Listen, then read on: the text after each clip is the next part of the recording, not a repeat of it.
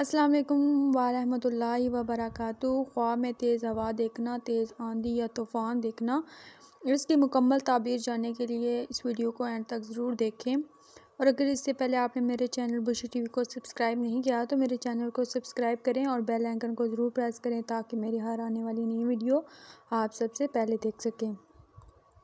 اگر کوئی دیکھے کہ ہوا سخت چلتی ہے تو اس بات کی دلیل ہے کہ اہل ملک کو ڈر اور خوف ہوگا۔ اگر ہوا کو اس قدر دیکھے کہ درختوں کو اکھیڑتی ہے اور خراب کرتی ہے تو اس بات کی طرف اشارہ ہے کہ اس ملک کے رہنے والے لوگ مرض طاعون میں مبتلا ہوں گے۔ اگر کوئی شخص دیکھے کہ اسے ہوا ایک جگہ سے دوسری جگہ لے جاتی ہے تو وہ شخص 2 کا سفر کرے گا اور اس سفر میں ہوا کے ادھر ادھر لے جانے کے مطابق مرتبہ اور بزرگی پائے گا۔ اگر کوئی شخص دیکھے کہ ہوا گرد اور تاریکی کے ساتھ ہے تو اس قوم پر ترس اور خوف آنے کا اندیشہ ہے۔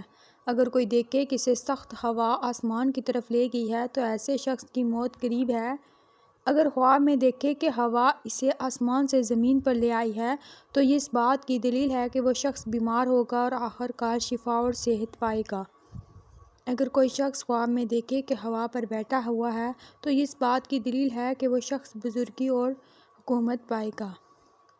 اگر خواب میں دیکھے کہ مغرب کی ہوا نرم نرم چلتی ہے تو اس بات کی طرف اشارہ ہے کہ اس ملک کے لوگوں کو مال اور نعمت زیادہ ملے گی۔